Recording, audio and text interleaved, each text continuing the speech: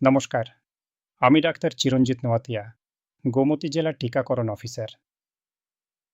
গত কয়েকদিন আগে আপনারা হয়তো আমার ভিডিও দেখেছেন এইচপিভি টিকা নিয়ে। তারপর আরও কিছু ভিডিও হয়তো দেখেছেন অন্য মাধ্যম থেকে টিকা নিয়ে।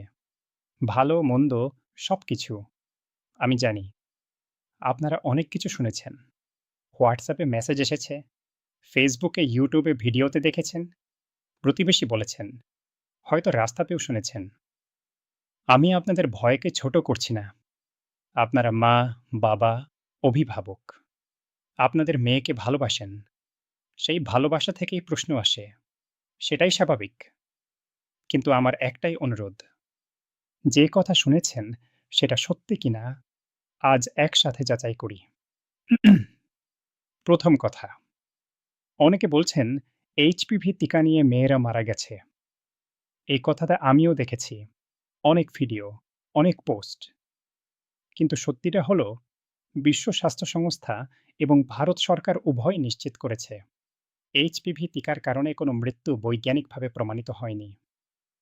যে কয়েকটি ঘটনার কথা বলা হয়েছিল, তদন্তে দেখা গেছে টিকার সাথে কোনো সম্পর্ক নেই।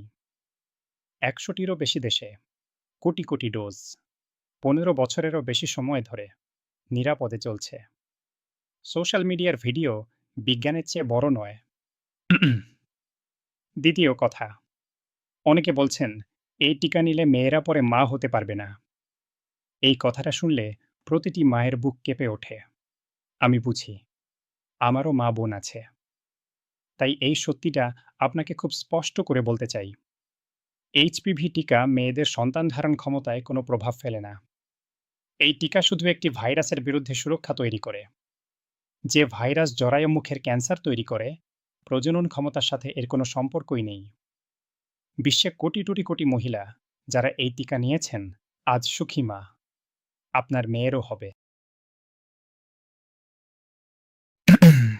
তৃতীয় কথা, অনেকে বলছেন এটা পরীক্ষামূলক টিকা, আমাদের মেয়েদের উপর পরীক্ষা করা হচ্ছে। এই অভিযোগটা মানুষকে সবচেয়ে বেশি রাগিয়ে দেয় এবং আমি বুঝি কেন। কিন্তু তথ্যটা জানুন।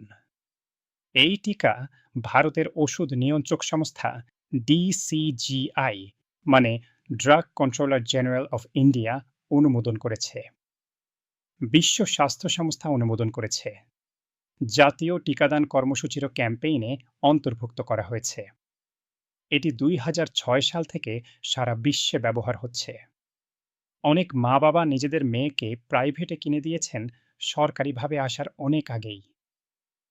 যারা বলছেন পরীক্ষা হচ্ছে, তারা ২০ বছর পুরনো অনুমোদিত টিকাকে পরীক্ষামূলক বলছেন। চতুর্থ কথা, অনেকে বলছেন পার্শ্ব প্রতিক্রিয়া ভয়ানক, মেয়েরা অজ্ঞান হয়, খিঁচুনি হয়। হ্যাঁ, টিকার পর কিছু প্রতিক্রিয়া হতে পারে, এটা আমি অস্বীকার করব না। কিন্তু ভয়ের প্রতিক্রিয়া আর টিকার প্রতিক্রিয়া এক জিনিস নয়।